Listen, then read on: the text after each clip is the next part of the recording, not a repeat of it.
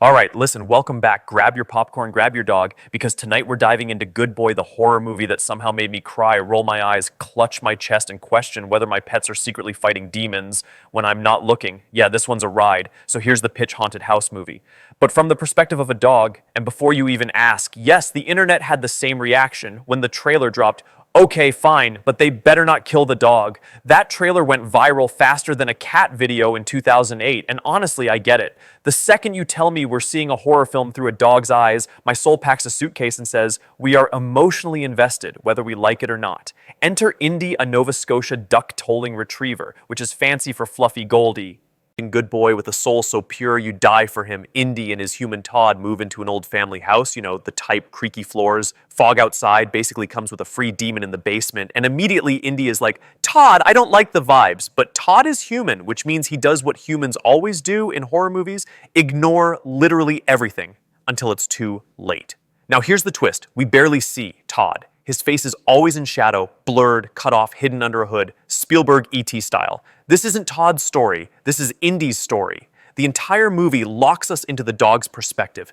Every shot, every sound, every eerie little hallway shadow shown from ground level.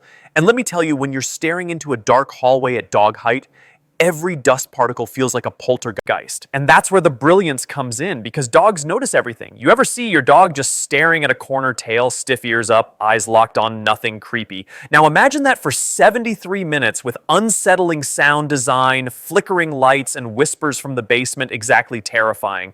But here's the catch, and here's where the audience splits. This movie is slow. People went in expecting paranormal activity with a dog. Nope, what you get instead is long stretches of indie pacing, staring, whimpering, twitching ears, while you realize the real horror isn't ghosts. It's watching your human spiral into something you can't protect them from. And if you catch that deeper meaning, boom, gut punch. If you don't, yeah, you'll be bored out of your mind. Now let's talk technicals. This was shot over 400 days. Why? Because working with dogs is cinematic hell.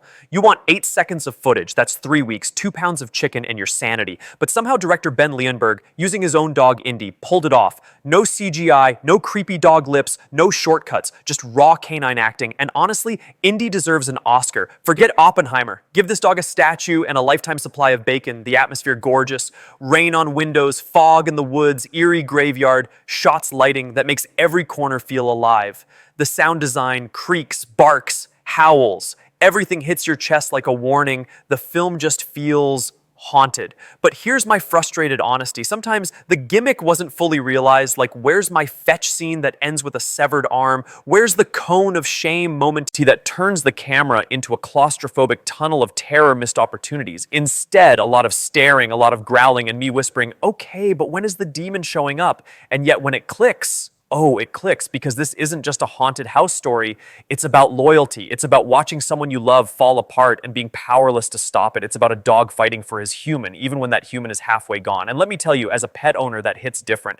I left the theater, looked at my dog, and thought, are you secretly protecting me from demons? And if so, can you bark louder? Now, let's be blunt. This isn't for everyone. If you want nonstop scares, nah. If you want a talking dog comedy double, nah. But if you want a slow, atmospheric, emotional gut punch disguised as horror, this is for you. It's not terrifying in the jump scare sense. It's terrifying in the quiet dread sense, the kind that makes you stare at your dog differently when they whimper at 3 a.m. So where do I land? I think Good Boy is bold, flawed, brilliant, slow, emotional, frustrating, and unforgettable. It's not a masterpiece. It's not a gimmick. It's something else, something rare, something that outlasts the viral hype. Final thought, Indy the dog. Absolute legend. Best performance of the year, Todd, bro. Maybe next time, listen to your dog. The house still haunted me, still crying. That's Good Boy. Watch it. If you love horror, watch it if you love dogs, or just want something completely different. But whatever you do, hug your pets extra tight tonight. Thanks for watching.